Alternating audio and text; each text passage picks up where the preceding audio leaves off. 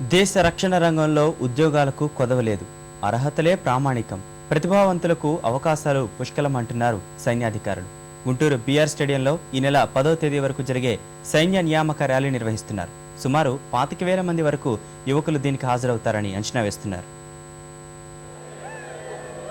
Chennai zonal నియామక కార్యాలయం, Guntur army recruitment, జిల్లా యువజన సంక్షేమ శాఖ సంయుక్తంగా గుంటూరు బీఆర్ స్టేడియంలో నిర్వహిస్తోన్న సైన్య నియామక ర్యాలీకి చక్కటి స్పందన లభిస్తోంది. తొలి రోజు అనంతపురం, చిత్తూరు, ప్రకాశం జిల్లాల అభ్యర్థులకు soldier technical, soldier nursing assistant పోస్టులకు ర్యాలీ జరిగింది.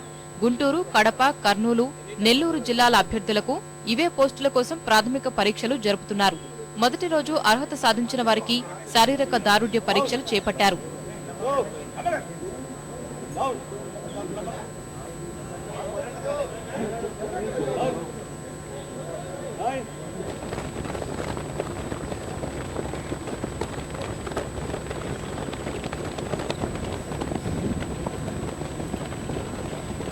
సీసీ కెమెరాల నిఘా మధ్య అభ్యర్థులకు అసౌకర్యం లేకుండా మౌలిక సదుపాయాలు ఏర్పాటు చేశారు.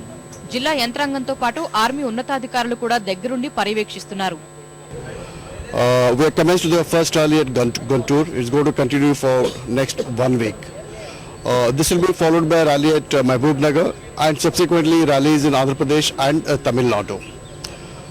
In this year, we plan to recruit the best people in the army, and the number of vacancies will be decided by the number of turnout we have in each of the rallies.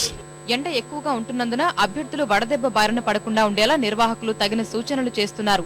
ఎలాంటి మోసాలకు ఎవరూ బలి కావద్దని, కేవలం ప్రతిభ ఒక్కటే ఎంపికకు గీటురాయిగా నిలుస్తుందనే విషయాన్ని పదే పదే మైకుల ద్వారా ప్రచారం చేస్తున్నారు. ఎవరైనా ప్రలోభ పెట్టడానికి ప్రయత్నిస్తే వెంటనే తమ దృష్టికి తీసుకురావాలని కూడా విజ్ఞప్తి చేస్తున్నారు.